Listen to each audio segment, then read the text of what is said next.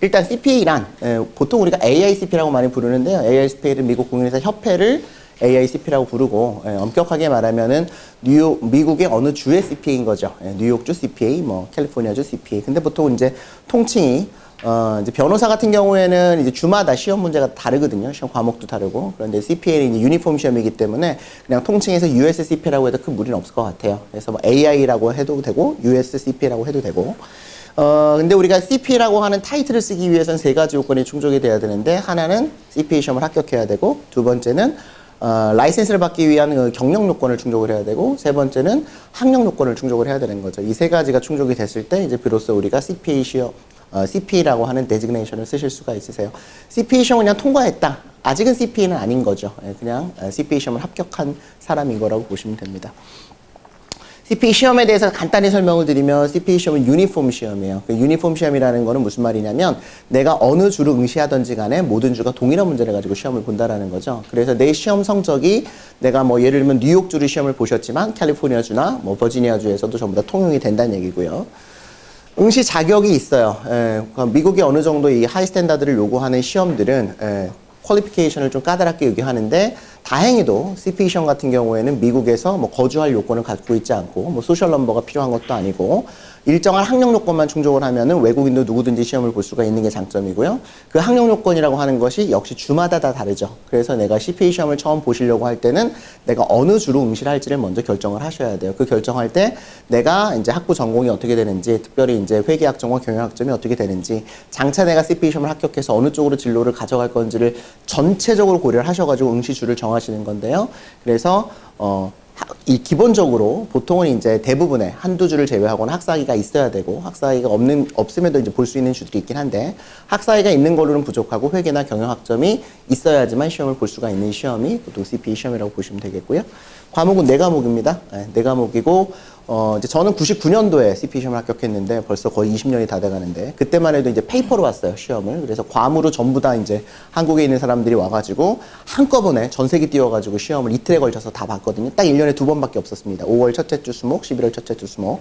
근데 이게 2004년서부터 컴퓨터 베이스로 바뀌면서 지금은 아무 때나 가서 시험을 볼 수가 있죠. 그래서 3월, 6월, 9월, 12월을 제외한 아무 때나 내가 시험 날짜를 정할 수 있고, 내가 시험 과목을 정해서 한 과목씩도 지금 시험 볼 수 있도록 바뀌어가지고, 우리가 딱 생각할 때는 예전엔 4과목을 한꺼번에 봤어야 되는데 지금은 한 과목만 볼 수가 있으니까 합격률이 올라갈 것 같은데 그렇지가 않더라고요. 예전에 비해서 이제 한국 분들의 합격률이 많이 떨어진 편입니다. 합격 기준은 그래서 4과목 중에서 과목별로 75점이 넘어가면 전부 다 합격이에요. 그런데 이게 익스파이어가 있습니다. 그래서 한 과목을 합격하고 나서 나머지 3과목이 18개월 안에 전체 합격이 되어야지만 전 과목 합격으로 인정을 해주고요. 첫 번째, 두 번째, 세 번째 과목까지는 18개월 안에 합격을 했는데, 네 번째 과목이 첫 번째 합격한 과목 일로부터 18개월이 지나가 버렸어요. 그러면은 첫 번째 합격한 게 익스파이어 돼서 무효가 되고, 두 번째 합격한 것부터 다시 18개월을 계산을 합니다. 무슨 말인지 아시겠죠? 그래서 그냥 뭐 이거 계산도 잘 하셔야 돼요. 계산도 잘 하셔야 됩니다. 이렇게 하나 익스파이어 되고 2개 익스파이어 되는 경우들이 많거든요. 그래서 이제 이거를 뭐 한 과목씩 가서 시험을 볼 거냐, 아니면은 이제 이거를 전체를 공부해서 한꺼번에 시험을 볼 거냐, 뭐 2과목씩 볼 거냐, 이게 전략적으로 굉장히 필요한 시험이고, 그 부분에 대해서 이따 조금 더 자세하게 설명을 드릴게요. 절대평가기 때문에 75점이 넘어가면 전부 다 합격이에요. 그런데 이제 하나 오해하지 마실 것은 100점 만점에 75%를 맞아요. 75점이 아니고 이게 그 같은 윈도우에, 이제 윈도우라고 하는 것은 그러니까 1, 2월 그다음에 4, 5월 이때는 이제 같은 윈도우에서 시험 문제가 거의 똑같거든요. 근데 물론 이제 그 문제 은행이기 때문에 내 옆에 앉아도 시험 문제는 계속 달라져요. 그리고 첫 번째 테스트렛을 잘 보면은 이제 두 번째 테스트렛이 어려운 풀로 들어오고, 만약에 못 보면은 또 쉬운 풀로 갖고, 잘 본 것 같은데 점수가 낮고, 못 본 것 같은데 점수가 높고 그러거든요. 자, anyway, 이게 이제 전체를 전부 다 봐서, 뭐 이제 그걸 나누긴 합니다. 한 윈도우 전체가 아니라 한 2번, 3번으로 나눠가지고 평균을 내서, 너무 평균이 낮으면 마크업을 좀 해주고, 뭐 이런 게 있기 때문에 75%를 맞는 것은 아니고, 대략 봤을 때 뭐 한 70%가 안 맞았음에도 불구하고 75점이 넘어가는 경우들도 있습니다. 그래서 참고만 하시면 되겠고요. 시험 장소는 내가 어느 주로 응시를 하느냐는 상관이 없으세요. 내가 캘리포니아주로 응시를 했어도 시험은 내가 미국 영 아무 데서나 보실 수가 있거든요. 안타깝게도 일본 사람은 일본에서 볼 수가 있는데 우리나라 사람은 한국에서 지금 볼 수가 없습니다. 그래서 전부 다 괌으로 가서 많이들 시험 보시죠. 괌으로 가서 시험을 본다는 게 내가 괌 주로 응시를 한 것은 아니고 시험 자체만 그냥 괌에서 보시는 거예요. 미국에 계시는 분들은 보통 미국의 내 지역에서 가장 가까운 테스트 센터 가서 시험을 보시는데 나는 CP 시험 보고 있고 옆에는 토플 시험 보고 있고 뒤에는 뭐 GRE 시험 보고 있고 그래서 이제 그런 테스트 센터에서 시험을 보는 거죠. 그래서 뭐 내가 응시를 뉴욕주를 했다 그래서 꼭 뉴욕으로 가서 보셔야 되는 것은 아니다. 그래서 상당히 자유롭죠. 시험 날짜도 내가 정하고 과목도 내가 정하고 시험 장소도 내가 정할 수가 있는 시험이라고 보시면 되겠습니다. 응시 절차인데요. 이 시험은 시험 응시를 먼저 하는 게 아닙니다. 시험 응시하기 전에 뭐를 먼저 해야 될까요? 내가 시험을 볼 수 있는 자격이 되는지 안 되는지를 먼저 평가를 받으셔야 돼. 그게 이밸류에이션입니다. 그래서 이제 한국과 같이 미국 이외의 국가에서 취득한 학점에 대해서는 내가 응시하려고 하는 주에서 정해놓은 성적 평가 기관들이 있어요. 그 평가 기관에 내가 외국에서 취득한 성적표를 보내서 이 성적에서 몇 학점을 회계학점과 경영학점으로 인정을 해주는지에 대한 평가가 필요한데 주마다 그 평가 기관이 다 다릅니다. 그렇기 때문에 뭐 일괄적으로 말씀드릴 수는 없고요. 그래서 그 평가하는 시간이 뭐 짧게는 6주, 뭐 길게 뭐 어떤 데는 4주, 뭐 보통은 한 2개월 정도 걸려요. 한국 분들이 많이 이제 시험을 보시는 주들 같은 경우에는 뭐 그런 것들은 보통 이제 공부하고 계시는 학원이나 아니면 뭐 쪽에서 많이 도와주죠. 그래서 이거 씰 해야 되고 뭐 서류 같은 것들을 많이 넣어야 됩니다.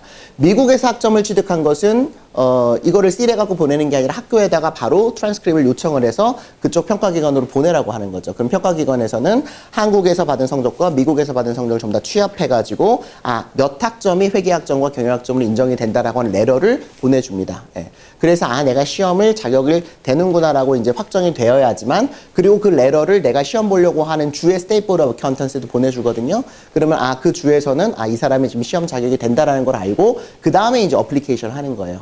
그래서 어플리케이션을 하게 되면 보통 2주에서 3주 정도 있다가 어플리케이션 할 때 이제 시험 돈을 내는 거죠. 그때 내가 어떤 과목을 시험을 보겠다고 해서 한 과목 돈을 내도 되고 두 과목 돈을 내도 돼요. 그래서 그 과목에 대해서 한 2주 정도 있다가 NTS라는 게 오는데 이메일로 옵니다. 그 NTS에는 네가 두 과목 신청했는데 이 두 과목을 몇 월 며칠서부터 며칠까지 보통 일반적으로는 6개월, 캘리포니아 같은 경우는 9개월을 줘요. 이 기간 안에 두 과목을 봐라. 라고 하는 노티스를 주고 그 기간 안에 날짜 정하고 시간 정하고 장소 정해서 시험 보시면 지금은 보통 한 2주 안에 결과가 나옵니다.